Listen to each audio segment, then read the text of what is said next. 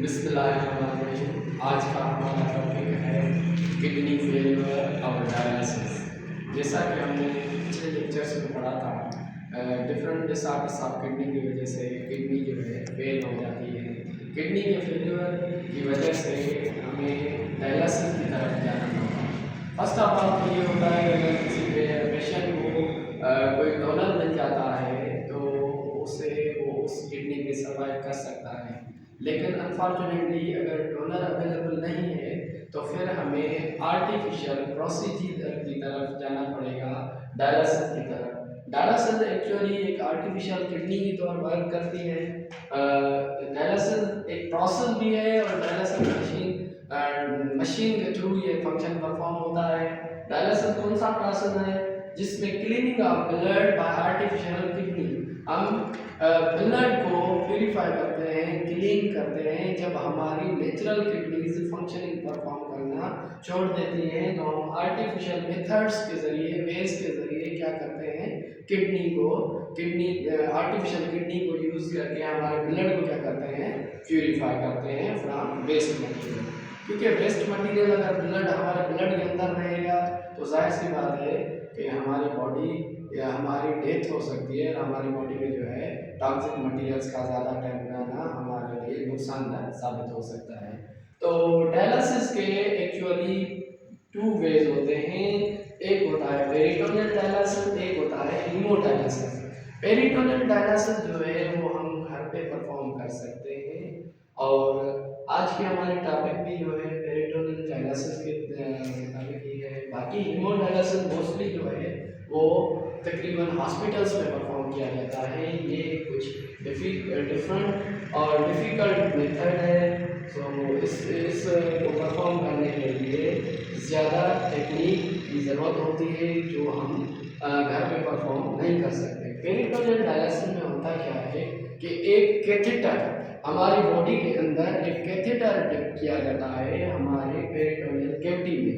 किसमें? हमारे एब्डोमेन या हमारे पेट के अंदर क्या कैथेटर डिप किया जाता है। वो कैथेटर एक ट्यूब होता है जो परमानेंटली हमारी किडनी की तरह फंक्शन परफॉर्म करता है। हमारे पेट के अंदर, एब्डोमेन के अंदर पेरिटोनियल वाल के करीब उसे रखा जाता है और उसको 3 से 6 हफ्ते लगते हैं मेच्योरिटी की तरफ। मतलब वो ऐसा नहीं है कि हमने कैथेटर डिप कर दिया और सेकंड डे पे जो है ये फंक्शन परफॉर्म करें। नो, ये एक प्रोसीजर होता है जिसके थ्रू हम क्या करते हैं, हमारे एब्डोमेन में थोड़ा सा इंसिशन या कट देते हैं और वहाँ पे ये कैथेटर ट्यूब जो है वो क्या करते हैं, डिप करते हैं।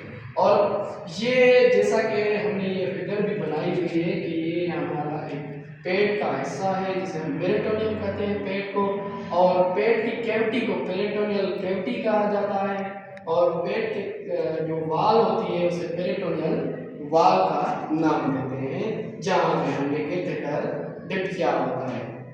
इससे क्या होता है कि हम फ्रेश जो फ्लूइड है वो क्या करते हैं, फ्रेश फ्लूइड को हम एक्सचेंज करवाते हैं कैविटी में, पेरिटोनियल कैविटी में लेके आते हैं जहाँ पे हमारे नाइट्रोजनस वेस्ट मटेरियल जो होते हैं वो पड़े हुए होते हैं। वो नाइट्रोजनस वेस्ट मटेरियल क्या करेंगे, इस फ्लूइड से मिक्स हो जाएंगे। क्या करेंगे, फ्लूइड से मिक्स हो जाते हैं। उसके बाद ये होता है कि ये जो फ्लूइड है जिसमें वेस्ट मटेरियल है ये पेरिटोनियल मेम्ब्रेन के थ्रू यहाँ से कैथेटर ट्यूब के थ्रू क्या करेंगे, आउट हो जाएंगे दूसरे बैग में। और जो ब्लड सेल्स होते हैं या दूसरी चीज़ें होती हैं वो हमारी बात से आउट नहीं होती। उसके बाद हमने ये भी पढ़ा हुआ है कि एक्चुअली ये पेरिटोनियल कैविटी की डेफिनेशन क्या है। जैसे कि हमने लिखा है कि पेरिटोनियल कैविटी एक स्पेस है जो हमारे गट के अराउंड होती है। पेरिटोनियल कैविटी के दरमियान से क्या होती है, पेरिटोनियल वाल होती है जिसमें ब्लड वेसल्स होती है।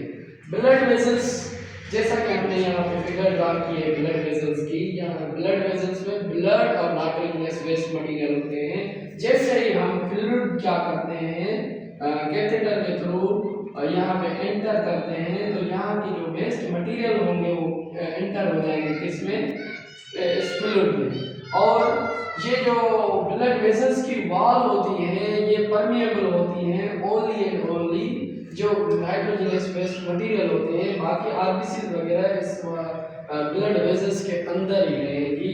और ये जो पेरिटोनियल मेथड होता है पेरिटोनियल, ये हम घर पे इजीली परफॉर्म कर सकते हैं और एवरी डे हमें परफॉर्म करना पड़ता है। और ये टाइम टेकिंग होता है 2 to 3 आवर्स जो है इजीली परफॉर्म हो जाता है। ये आज का हमारा टॉपिक था पेरिटोनियम डायलिसिस।